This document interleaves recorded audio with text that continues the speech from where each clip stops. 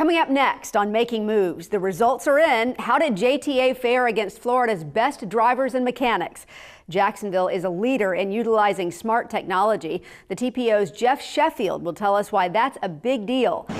After years of being under construction, Girvin Road is finally back open. I'm Karen Adams, and I'll have that story coming up. Find out what millennials have to say about public transit, and JTA is a big hit at a local school. I'm Donna Deegan. These stories and more right now on Making Moves.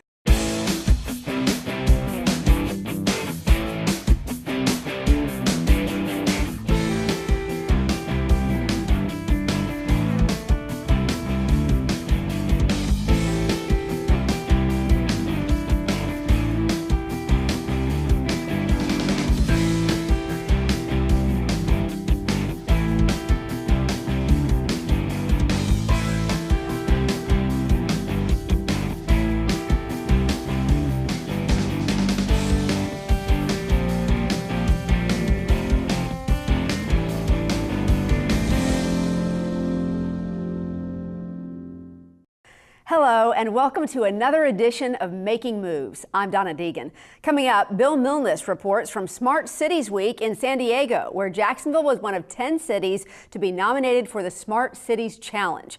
Then here at home, JTA celebrates the reopening of the newly expanded Girvin Road. We'll have community reaction. But we begin with the state bus rodeo competition. They say it's good to be king. Well, JTA was hoping to find out as the authority hosted the 2019 Florida Bus Rodeo. The rodeo pits the best bus operators and mechanics from transit agencies across the Sunshine State to find out who is the best of the best.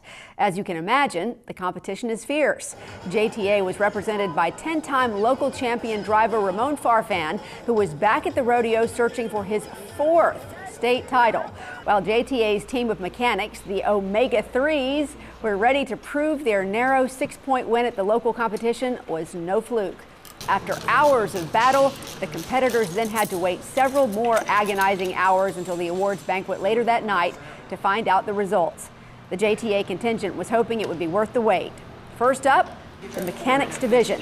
Would the tough battle with the Thunder 3 at the local rodeo give the Omega 3 team the edge they needed to bring home the gold? And the winning team is from JTA. Richard Ballard, Tommy Cruz, and Michael Cascade. And they did it. JTA's Omega 3s are state champs, and it wasn't even close. The Omega 3 team won 5 of the 6 team competitions to claim that victory. Very excited. Very excited for in first place. First place. You guys rock it, man. Five years of getting second place. This is my first place. Very excited. Next up, the announcement of the best bus operator winner. The large crowd here from every corner of Florida, from large transit agencies and small, all wanted to hear who was the best bus operator in Florida. From JTA, Ramon Farfan. JTA struck gold again. Ramon Farfan, the JTA winner. Farfan was now a four-time state champion. Very, very good. I won the state bus rodeo for the fixed route operators. I feel pretty good right now. I feel very proud of the work we've done. The urban grand champion is, I know it's a surprise, JTA. After winning the 2 biggest individual awards, the announcement of the overall state grand champion was a foregone conclusion. JTA was the absolute best of the best, the grand champions of Florida. So much excitement and really hard to believe that we won in so many different categories, not only on the maintenance side, but the bus operator side. And that is the first time that the JTA has won in both categories, and truly the best of the best in the state of Florida. The winning JTA contingent will now represent Florida at the International Bus Rodeo competition being held this year in Louisville, Kentucky. The JTA team will go head-to-head with the best from across the U.S. and Canada. All of us here at Making Moves wish them the very best of luck. While Florida was busy deciding its top public transit bus operators and mechanics, on the West Coast, it was Smart Cities Week. Making Moves chief correspondent Bill Milnes reports on why representatives from Jacksonville and nearly 200 other cities descended on San Diego to learn more about the role smart technology can play in their communities. This was the 5th year that the Smart Cities Council has put on Smart Cities Week events. It's become a global event with more than 30 countries represented here.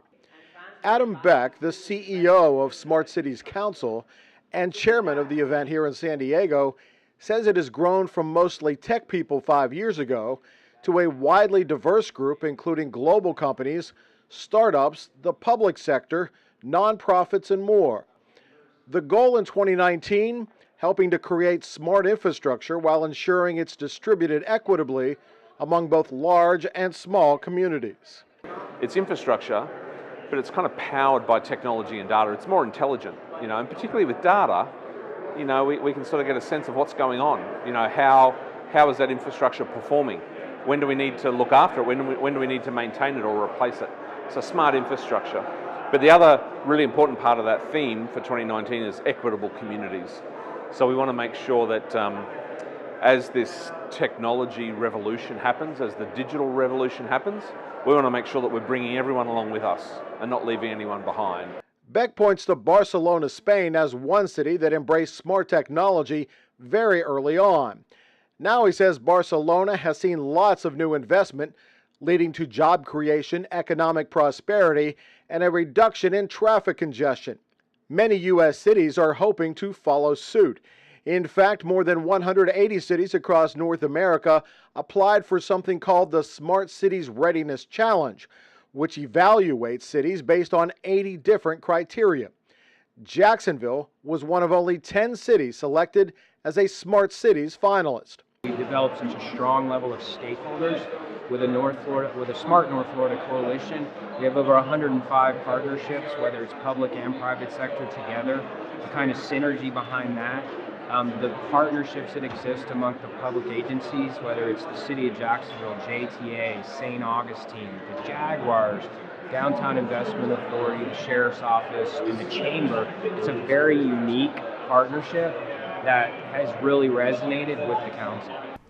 One of the more interesting things we found here at Smart Cities Week was something called the Energy Plant, developed by Primo Energy here in San Diego. Now, the company's founder is an avid sailor, and he used that hobby to help design a new hybrid energy system that uses both wind and solar. The energy plant leaves are actually solar panels, and combined with the wind turbine, generate enough power for lighting, security cameras, and charging devices. Power is also stored on batteries, so there is always electricity available. In San Diego, Bill Milnes, JTA Making Moves. Now for more on Jacksonville's smart city efforts, let's go back to the studio and Donna Deegan. Joining us now is Jeff Sheffield, the Executive Director of the North Florida Transportation Planning Organization.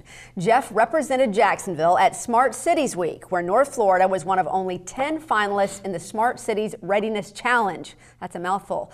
Jeff, welcome back to Making Moves. We're excited to have you here. I understand that over 180 cities applied here. What an honor to be one of 10 finalists. Yeah, it was a tremendous award for us even to be one of the finalists. The event out in San Diego and Smart Cities Week is actually about 30 countries represented in that event. So for North Florida and Jacksonville to be acknowledged as one of the 10 finalists is really a good achievement for us. So how did we get there? You know, we get there on many levels. We get there because we're a community now that's really advancing smart technologies like JTA with the U2C project.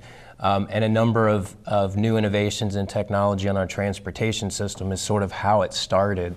The reality of this now is we have a much larger regional initiative for North Florida that's incorporating public safety, health and human services, energy, transportation, the whole gamut.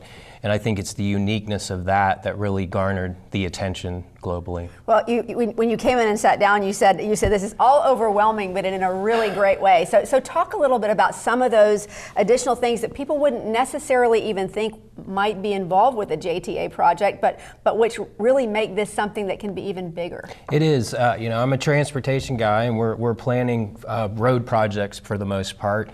partner with JTA a lot in their transit activities. And we thought Smart Cities was going to kind of be that transportation space. But as we've developed a Smart North Florida initiative and we've started to understand the dynamics of a smart city, and it's far more about the data and the analytics and breaking down silos than it is just the sector of transportation. It's why we found ourselves now really looking to affect all sorts of community issues that we have going on in North Florida and the ability to impact that. I never imagined that 18 months ago. So it has been a bit overwhelming because we've really found ourselves in an opportunity to really elevate our entire community.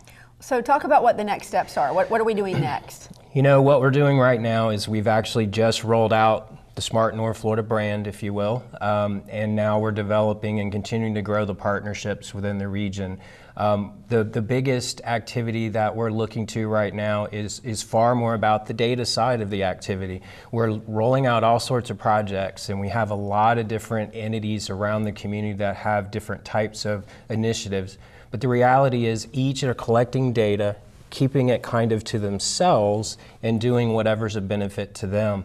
And what we really want to move to is the ability to integrate all of that together and really become far more creative in how we address some of our community challenges. So we will actually be rolling out a data exchange in May. So that's really one of our biggest activities at the moment because we believe that's really the heart and soul of what a smart city is. Well, you were telling me that you have sort of tapped into this whole tech side of entrepreneurial side of the city. Talk a little bit about that. Yeah, it was one of those things, again, who knew? Here we are talking about data and analytics and the idea of a regional exchange, and what it ultimately did was resonate with a tech community we didn't know was in North Florida. So hundreds and hundreds of startups and entrepreneurs and investors that have been living and doing business outside of Jacksonville but living in our region, and now we've created an environment and a culture that wants them to be part of what's happening here. So we've been able to hold events now that are bringing in, literally 2 weeks ago, 250 startups and investors and entrepreneurs that all live in our community wanting to come together and try to see how they can be part of these efforts. So obviously this creates a much bigger picture than just a region that is implementing some new technology. Yes. This could impact so many different segments This of our is really society. talking about everything. This is what the term being used nationally is ladders of opportunity. So this is the ability to look to low-income communities and how can we elevate them. Looking at young children and youth and how can we move them into this new era of technology so they're prepared and ready to grow into that. How do we deal with our homeless issue or even drug addiction challenges?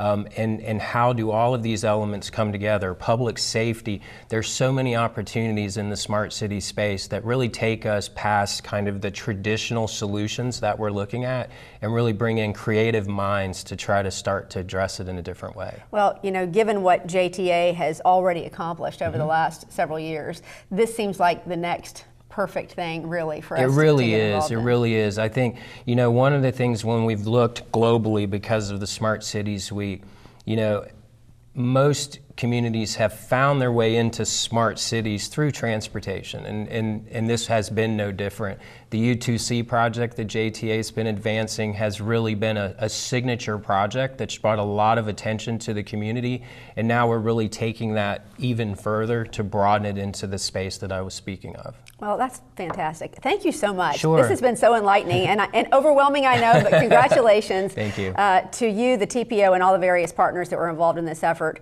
Jacksonville and surrounding area certainly better for it, and we look forward to having you back again to tell us as this continues to move ahead. Thank you. Thank you so much. Thank you. Okay, wow, how about that, guys? This is going to be fun to follow. Still to come, the role of public transit in the lives of 3 Jacksonville young people when correspondent Catalina Allures hosts our new feature, MChat. Then later. After years of being under construction, Gervin Road is finally back open. I'm Karen Adams, and I'll have that story coming up. Summer's nearly here, and JTA has a great new way to get you to the beach. The First Coast Flyer Red Line. JTA's latest bus rapid transit line runs between downtown and Jacksonville Beach. You'll love the comfort of our brand new compressed natural gas buses with free Wi-Fi, in-bus video monitors with real-time news and information, and fewer stops. On weekdays, the Flyer runs every 10 minutes during peak hours. JTA is First Coast Flyer Red Line. Make it your new ride to the beach. You're watching Making Moves, the most honored public transportation news and information program in the country. Welcome back to Making Moves. Did you know that young people are significantly less likely to drive than generations before them? According to a University of Michigan report, only 24.5% of 16-year-olds had a driver's license in 2014. That is down from 31% 10 years ago and 46% in the early 1980s. So that begs the question, how are they getting to where they need to go? So we asked Making Moves correspondent Catalina Alers to find out in a new segment that we are calling MChat. This is so cool. I love this. We were just talking about how neat this is. Catalina joins us now in the studio, and always obviously great to see you. But I have to tell you, this is a fascinating topic to me because, you know, you're getting your driver's license. That used to be it was a big deal. I mean, I remember it was huge. the day that I turned 16, I wanted my driver's license, and now it seems like kids are saying, you know, not so much. I mean, I was 18 when I got mine. There was even in 2007, Wow. There was no rush for me to get my license, and so now it's just the idea of transportation is shifting. So with MChat, we wanted to, you know, see what's on the mind of millennials and young people, because for JTA, these are potentially future customers because we see that our mode of transportation is changing a little bit. And so I put the word out on social media about who wanted to participate in MChat, and I got a really good response and a really diverse group of people and how they use transportation. It was really, really cool. So for this MChat, we had Jan Quintero, Paige Hammock, and Michelle Calloway. And as you'll hear, all three had completely different experiences when it came to JTA and public transit. But tell me, what is your main mode of transportation to get around Jax, and why? I think obviously I have to use a car. I have a young son, and so I think for me, car made the most sense. It's not what I really wanted to be using. I would much rather use public transportation, but for time and ease of use, it's definitely car. I do choose to use Uber every once in a while because sometimes you just don't want to drive, and it's so much nicer to have somebody else kind of take you where you need to go. But I do use the train downtown as much as I can. I usually park and kind of take that all over, San Marco, wherever. But I would say, you know, 85–90% of the time I use my car. Okay. And Paige, what about you? My main mode is either Uber or Lyft. I live on campus at school, so I don't go very many places, but like if I need to go to the grocery store or something, I'll use that. I also have the JTA Connections card for disabilities, and I use that occasionally. It's kind of a little inconvenient if I'm trying to be somewhere at a specific time. I'd never know what time I'm gonna end up being there. And then Jan, what about you? I'm a total bus rider. So about a year and a half ago, I started using the bus. I gave up my car, bought a bicycle, wanted to commit to the bicycle commute for a while. I guess the community and where I live, the part of the town where I live, kind of drove me to it. And then I realized it was something I was missing. So I moved to the United States from Venezuela, Caracas, where I only used the bus. And I was missing that for a while. I had cars, you know, I jumped into the American lifestyle, but then Jacksonville kind of brought that sense of city community back to me, and I wanted to do it. So my car broke down, and I said, I'm not buying another one. I'm getting on my bike, and I'm riding the bus. And that's what I do. Well, how would you guys rate the convenience and cost of JTA versus Uber and Lyft? Yeah, I will say the price is a lot difference. So, for example, I ride from downtown to Southside, back and forth in a bus. You spend maybe $4, $5, and an Uber will be $15 to $17 each way. So there's not a surge depending on. And there is not a surge, so the math is right there. It's very easy. Yeah. Now, convenience and time. You call an Uber, you get it within 10 minutes, and you're there within another 15. That being said, every bus is equipped with Wi-Fi nowadays. So for somebody like me, I bust out my computer and work on the bus. And here we also have an app that you can see where your bus is coming. So if you're on your phone like everybody else is, just like Uber or Lyft, you see where the bus is coming, how long you have to. How much time you have before the bus gets there, and you can kind of predict how much it's going to take you. So yeah, you can plan ahead, just like you do in everything else. So this new integrated system with the Skyway and the autonomous vehicles are going to spread out a little more into the residential areas of the urban core. So San Marcos, Springfield. I mean, would you guys want to try that out? Like, how I think it would solve the issue I had with having to drive to the train and park, because now it's going to be expanded. So for me, it actually makes a lot of sense, because I can save that 15-minute drive to downtown just to ride public transportation. So if it's coming into my neighborhood, of course. And I live in the urban core, so does Jan. I own a business in the urban core. So for me, it's perfect to know that the place that I'm choosing to live, which to me is the most, it reminds me most of a city feel, you know, our neighborhood. To have public transportation is synonymous with that type of environment. So I'm thinking, yes, like we need all of this. So I'm extremely excited. I hope it goes as far as it can possibly go.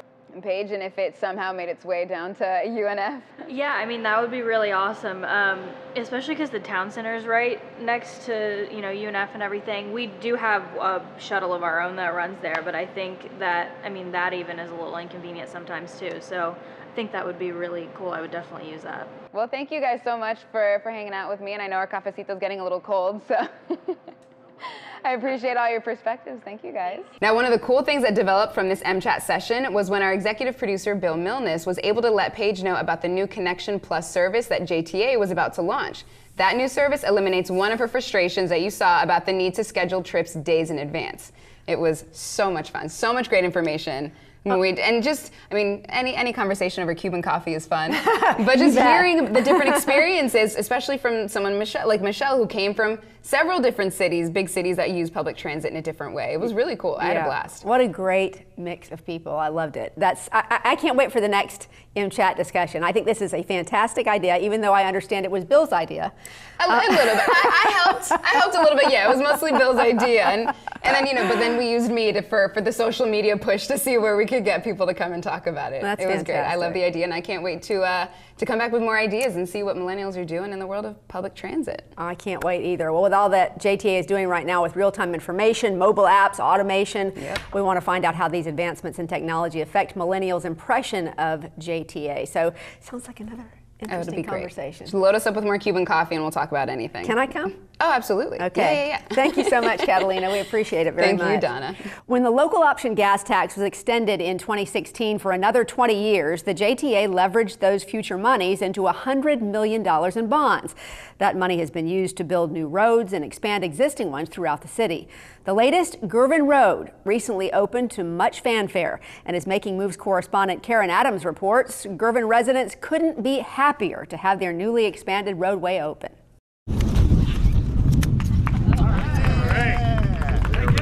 Finally, that's what residents say about the long-awaited news that Gervin Road is reopened. I walk it each morning, so when they started repairing Gervin, that was disrupting.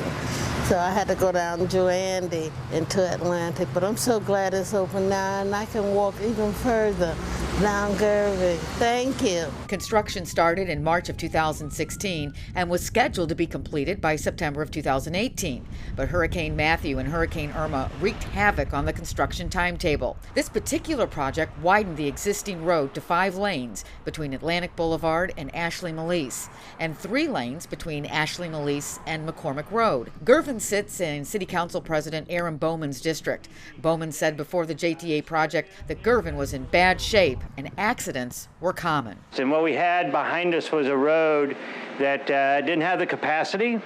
Unfortunately, we've had a lot of serious accidents on there because of safety.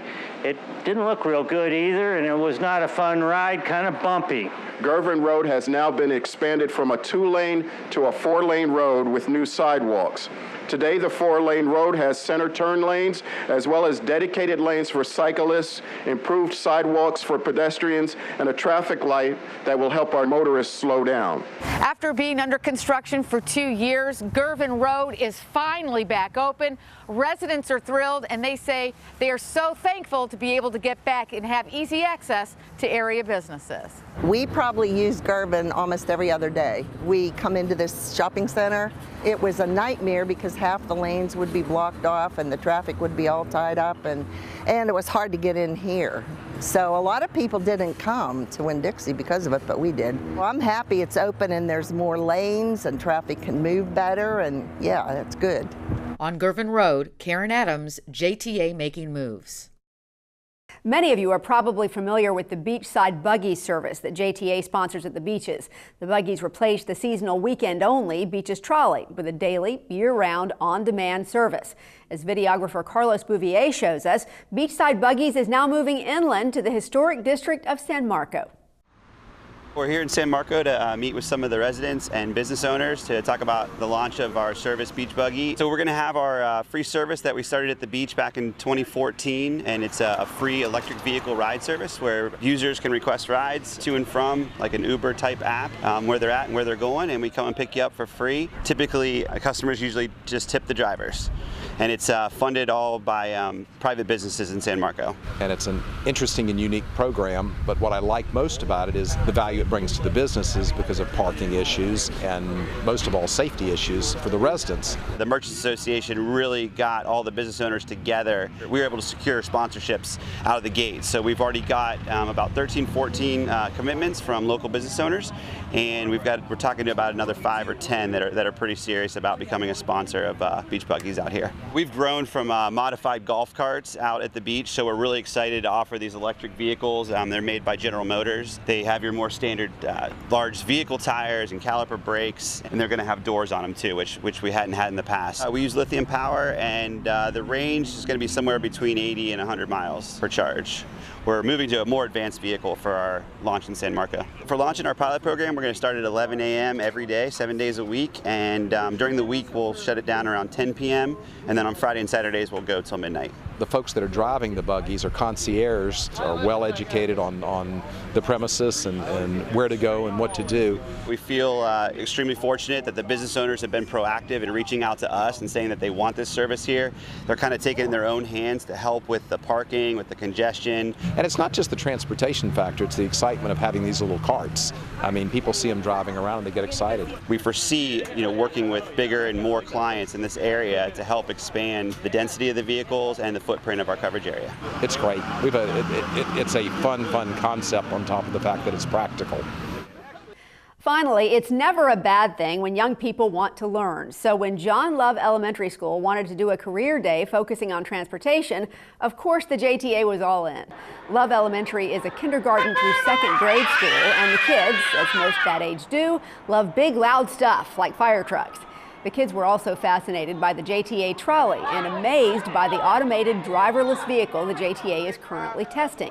Principal Nikita Johnson says the kids have no fear and are quick to learn new technology.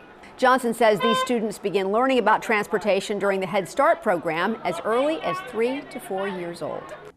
And that wraps up this edition of Making Moves. We thank you for taking some time to join us. Remember, you can check out past episodes anytime online at jtafla.com. You can also find stories and other exclusive content when you like our Facebook page at facebook.com/JTA Making Moves. I'm Donna Deegan. We hope to see you next time for another edition of Making Moves. Take care, everyone.